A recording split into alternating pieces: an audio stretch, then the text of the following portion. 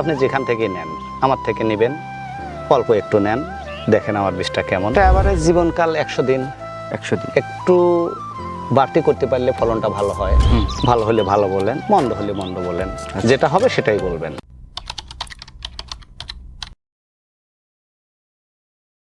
একটা সময় বাংলাদেশে পেঁয়াজের জন্য সম্পূর্ণ বিদেশ নির্ভরতা কাজ করত। কিছুটা পেঁয়াজ উৎপাদন হলেও আমদানি করতে হতো বাইরের রাষ্ট্র থেকে। 2024-25 অর্থ বছরে সারা বাংলাদেশে পেঁয়াজের উৎপাদন অনেকখানি বেড়েছে।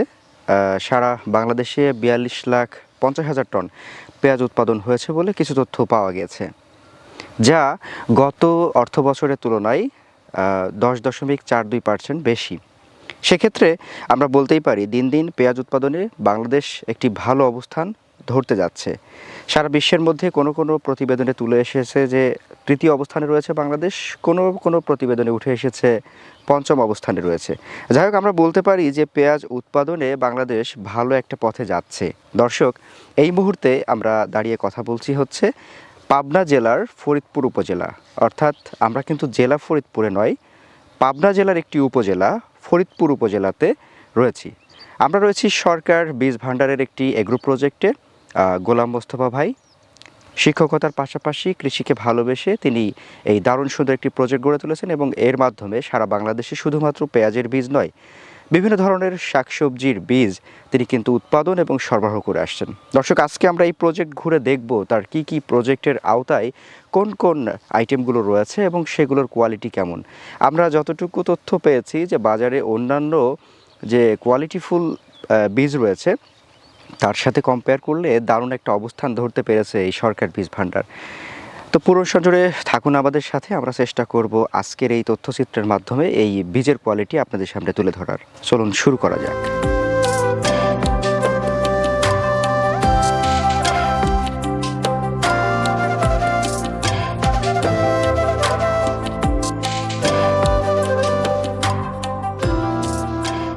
আসসালামু আলাইকুম। ওয়ালাইকুম আসসালাম। কেমন আছেন ভাইজান? আলহামদুলিল্লাহ।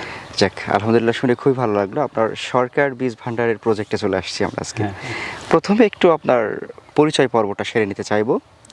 আমরা কার সাথে কথা বলছি এবং আপনার যে কর্মপরিধি সেটা নিয়ে। হ্যাঁ, এটা হচ্ছে সরকারের বীজ ভাণ্ডার।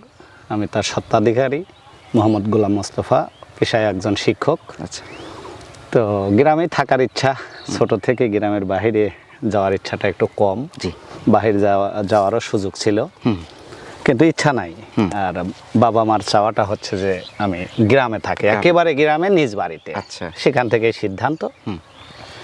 তো এখানে গ্রামে থাকার পর চিন্তা করলাম যে কৃষি কাজ করি। আচ্ছা। তো কৃষি কাজ করতে গিয়ে দেখি পর্যাপ্ত বীজ আছে, কিন্তু কোয়ালিটি বা মানসম্মত বীজটার ঘাটতি আছে। ঠিক। সেখান থেকেই একজন উপসহকারী কৃষি কর্মকর্তা, যার পরামর্শে অনুপ্রেরণায় মোহাম্মদ সাব্বির হোসেন, উনি বারবার বলতেন ঠিক 19 সালের শেষের দিকে যে আপনি কৃষিতে যুক্ত হন এবং বীজ উৎপাদন করেন। আমি তাকে বলছি যে আসলে আমার দ্বারা তো হবে না, সময় নেই। তো বলছেন না, আপনাদের মতো লোক যদি না আসেন তাহলে আমরা কোয়ালিটি সম্পন্ন বীজ উৎপাদন করতে ব্যর্থ হব, সেটাই, এবং হতেই পারছি না। দেশের জন্য কিছু তো করা দরকার, এর সাথে আপনার ব্যবসাটাও হবে।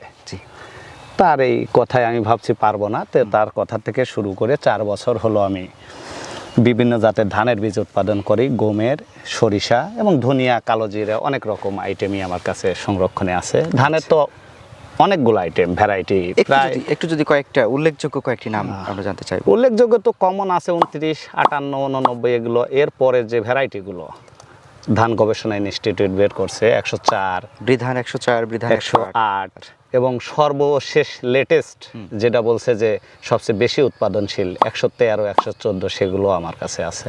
আচ্ছা, যদি আমরা একটু পেঁয়াজের কয়েকটা জাত সম্পর্কে বা পেঁয়াজের কি নিয়ে কাজ করছেন সেটা। এখন আমি পেঁয়াজের এই বছরই শুরু করছি আমার বড় ভাইয়ের থেকে বাল্ব নিয়ে। এটা হচ্ছে সুলতান সুপ্রিম সিডের। প্রথমে দেখছি সবাই আসে, আমার তো অভিজ্ঞতা কম। এই কাজগুলো যারা করে তারা এসে বলছে এত সুন্দর কি করে হলো। ভালো বীজ উৎপাদনের উদ্দেশ্য আছে, আর আমি একটু কীটনাশক কম ব্যবহার করার চেষ্টা করি। আচ্ছা। তো আমি সর্বশেষ গত মাসের 17 তারিখে স্প্রে করছি কীটনাশক। আচ্ছা। এরপরে আমি কীটনাশক স্প্রে করি নাই। আচ্ছা। এবং আমার চাওয়া যদি বীজ উৎপাদন অল্প একটু কমও হয়, যেন পরিবেশটা ঠিক থাকে, বীজের মান, যে জন্য দেখতে পাচ্ছেন অনেক মৌমাছি আছে, পরাগায়ন চলছে, পরাগায়নের কতদিন পরে বীজ সংগ্রহের সময়টা কত? তো এখন থেকে তাও 35-40 দিন সময় লাগবে। গ্রোথ একটু ভালো, যে জন্য সময় একটু বেশি নেবে। আচ্ছা, আপনার এই সুলতান পেঁয়াজের একটু বৈশিষ্ট্য আমাদেরকে বলেন। পেঁয়াজটা দেখতে কেমন, কালারটা কেমন, সাইজ কেমন হয়? পেঁয়াজ আসলে আমাদের এক জাত আছে হাইব্রিড, সেটা অল্প দিনের মধ্যে নষ্ট হয়ে যায়, কিন্তু এটা আপনার সারা বছরই সংরক্ষণ করা সম্ভব। আচ্ছা, আর উৎপাদন আপনি শতাংশে 2.5 মণ অ্যাভারেজ ধরতে পারেন, শতাংশে এরকম হওয়ার কথা। এর থেকে বেশি হয়, আচ্ছা। 2.5 মণ ধরতে পারেন। সেক্ষেত্রে আমরা 33% 80 মণ প্লাস এরকম। হ্যাঁ, কোনো সময় 80 মণ ভালো হলে 100 মণের কাছেও যেতে পারে। আচ্ছা, এই পেঁয়াজের গড় ওজনটা কেমন হয় একটা পেঁয়াজের? এটা গড় ওজন 100 গ্রাম পর্যন্ত হয়, অ্যাভারেজ 80 গ্রাম ধরেন, 80 থেকে 100 গ্রাম। 80 গ্রাম অ্যাভারেজ। আচ্ছা, এটার কালারটা কেমন? কালার লাল, টকটকে লাল। টকটকে লাল, হ্যাঁ, এরকম গোল গোল, মাথাটা একটু লম্বা। আচ্ছা।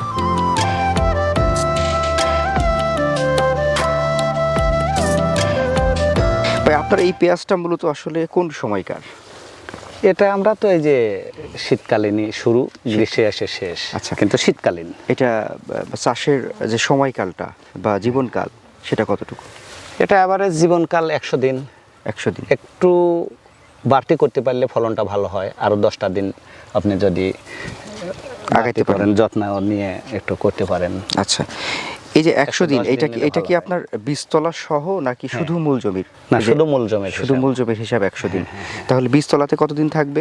এটা 40-42 দিনে লাগালে ভালো হয়। 40-42 দিন। এই এরকম আচ্ছা। 38-40-42। আর এটা হচ্ছে, যদি আমরা বাংলা মাসের হিসাব করি, যেরকম ভাদ্র, আশ্বিন, কার্তিক, অগ্রহায়ণ, তাহলে আমাদের কোন মাসে এটা হচ্ছে উপযুক্ত সময় চারা রোপণের? অগ্রহায়ণ মাস। অগ্রহায়ণ মাস। আচ্ছা, আর আমরা হারভেস্ট করতে পারবো কোন সময়টাতে? চৈত্র, বৈশাখ? বৈশাখ না, চৈত্র মাসের মধ্যে শেষের দিকেই আপনি চৈত্র মাসের মধ্যে উঠে যাবে। আচ্ছা, আর লাগানোর মধ্যে একটু লেটে লাগালে বৈশাখ আসতে পারে, আচ্ছা। তবে চৈত্র মাসের মধ্যে উঠে যাবে। চৈত্র মাসের মধ্যে উঠে যাবে। সেক্ষেত্রে আমরা ওই সময় একটা ভালো দামও পাবো হয়তো, আশা করি না? আশা করা যায়। আমরা আসলে ওই যে উৎপাদনের সাথে আমদানি, এই বিষয়গুলোর সাথে এখন তো পেঁয়াজের দাম এই মুহূর্তে কম, এই মুহূর্তে কম, যেটা কৃষক আচ্ছা, লসে হালি পেঁয়াজে। তবে এটা তো রেখে দেওয়া যায় নাকি? হ্যাঁ, এটা সারা বছর সংরক্ষণ করা যায়, নষ্ট হওয়ার চান্স থাকে না। আচ্ছা, এই পেঁয়াজের রোগ বালাইয়ের ব্যাপারটা কেমন? পেঁয়াজ ওই কমন পেঁয়াজ চাষে আপনাকে ছত্রাকনাশক কিছুটা স্প্রে করতে হয়, খুব বেশি না। আর আপনি যদি পরিমিত সার ব্যবহার করেন, অতিরিক্ত কোনো কিছু ব্যবহার না করে, রোগবালাই কম হবে। আচ্ছা, আমাদের কারণে অনেক সময় রোগবালাই বেশি হয়।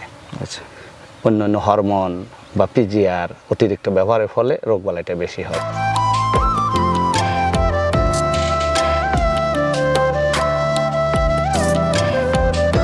আচ্ছা, আপনার প্রজেক্ট ঘুরে দেখলাম, একটা ব্যাপার খুব ভালো লাগলো যে আপনি যে বীজটাই উৎপাদন করেন না কেন, একটা নির্দিষ্ট প্যাটার্ন মেনে, এবং আপনার কোয়ালিটি ভালো হবে, এটা আমরা প্রত্যাশা রাখতেই পারি। আমরা একটু জানতে চাচ্ছি যে আপনার বীজ নিয়ে আপনি কতটুকু। আমার এই কাজটা শুধু ব্যবসা না, এখানে যেন আমি একটা পেশার সাথে যুক্ত। আচ্ছা, সেটার তো সম্মান আছে। একজন শিক্ষক, তার কথা আর অন্য পেশায় থাকে একজনের কথা তো একভাবে নেবে না। তা আমাদের তো একটা বিশ্বাসের জায়গা থেকে আমাদের কথা বলতে হয়। আপনি ভালো বীজ যদি উৎপাদন করেন, আপনার ব্যবসা এমনিতেই হয়ে যাবে। আচ্ছা। আপনি যোগ্যতা অর্জন করলে আপনি যথাস্থানে যেতে পারবেন। ঠিক তেমনই আমার বীজের বৈশিষ্ট্য হচ্ছে, আপনি যেখান থেকেই বীজ নেন, সুলতানের বীজ আপনি যেখান থেকেই নেন, আমার থেকে নেবেন, অল্প একটু নেন, দেখেন আমার বীজটা কেমন, কমেন্টে জানান। ভালো হলে ভালো বলেন, মন্দ হলে মন্দ বলেন, যেটা হবে সেটাই বলবেন। আচ্ছা, এটাই প্রচারটা এই জন্য জানে না তো এখন, অনলাইনে না বললে হয় না। আপনার যে কোনো আইটেম, আমার যে সরকার বীজ ভান্ডার, এখান থেকে আমার স্ক্রিনে নাম্বার দেওয়া থাকবে, সেটার সাথে যোগাযোগ করলে আপনি পেঁয়াজের বিভিন্ন জাতের বীজ পাবেন। পেঁয়াজের বাল্ব পাওয়া যাবে, গমের বীজ, ধানের বীজ, বিভিন্ন জাতের গম, WMRI2 লেটেস্ট, ওটাও আমার আছে, কালো জিরা, ধনিয়া, এরকম যে কোনো বীজ আপনার প্রয়োজন হলে অনলাইনে অর্ডার করতে পারেন। আপনার হয়তো কম রেটের তখন জানালাম। আচ্ছা, আচ্ছা। আর এটার কোয়ালিটি কেমন হবে সেটা আমরা নেওয়ার পরেই বুঝতে পারবো ইনশাল্লাহ। অন্য একই যে বীজটা নিলেন, একটা গমের বীজ নিচ্ছেন বাড়িতে 33, অন্য গমের অন্য জায়গা থেকেও তো নিচ্ছে, তার সাথে কম্পেয়ার করবেন এবং প্রথম সারির বীজের সাথে মিলাবেন। অবশ্যই প্রথম সারির সাথে মিলতে হবে। হয়তো ভালো হলে বলবেন ওকে ভালো আছে, আচ্ছা। মন্দ হলে সোজাসুজি বলবেন না ভাই সেভাবে হয়নি। এটাই এটাই। আসলে যেটা সত্য সেটা বলবেন, বাড়তি বলার দরকার নেই। দর্শক, আমরা আজকে কথা বলছিলাম হচ্ছে মোহাম্মদ গোলাম মোস্তফা ভাইয়ের সাথে, সরকার বীজ ভান্ডারের ওনার। আমরা এই মুহূর্তে রয়েছি হচ্ছে পাবনা জেলার একটি উপজেলা হচ্ছে ফরিদপুর। সেই ফরিদপুর উপজেলার কি যেন রামনগর গ্রামে, এবং আমরা হচ্ছে সরকার বীজ ভান্ডারের এগ্রো প্রজেক্টে দাঁড়িয়ে আমরা তার সাথে কথা বলে অনেকগুলো বীজ সম্পর্কে ধারণা নেওয়ার চেষ্টা করলাম। এবং তিনি যে কোয়ালিটি সম্পন্ন বীজ উৎপাদন করে থাকেন, তিনি কিন্তু নিঃসন্দেহে আমাদেরকে এতটুকু চ্যালেঞ্জ ছুড়ে দিতে পারছেন যে অন্যান্য যে বীজগুলো আমরা সংগ্রহ করে থাকি প্রথম সারির, তার সাথে তার বীজটা যদি কম্পেয়ার করি তাহলে অবশ্যই আমরা সন্তুষ্টিজনক একটি পর্যায়ে যেতে পারবো ইনশাল্লাহ। সেই প্রত্যাশা থেকে আমরা বলতেই পারি, আপনারা যদি অর্ডার করতে চান তাহলে স্ক্রিনে নাম্বার দেওয়া আছে, ভাইয়ের সাথে কথা বলে কোনটার কীরকম দাম দর, কীভাবে উনি সার্ভ করবেন সেটা একটু কথা বলেই নেবেন। তো ভাইজান, আপনার সাথে কথা বলে খুব ভালো লাগলো। ভবিষ্যতে আপনি আপনার এই চিন্তাভাবনাকে আরও বেশি সুদূর প্রসারী করুন, এমন একটি শুভকামনা এবং দোয়া আপনার জন্য থাকবে। ভালো থাকবেন। আসসালামু আলাইকুম। দর্শক শ্রোতা সবাইকে কাছে দোয়া চাওয়া যেন আমি একটা ভালো বীজ উৎপাদন করতে পারি এবং সুনামের সাথে একটা অবস্থানে যেতে পারি। জি, ধন্যবাদ। আসসালামু আলাইকুম। ওয়ালাইকুম আসসালাম।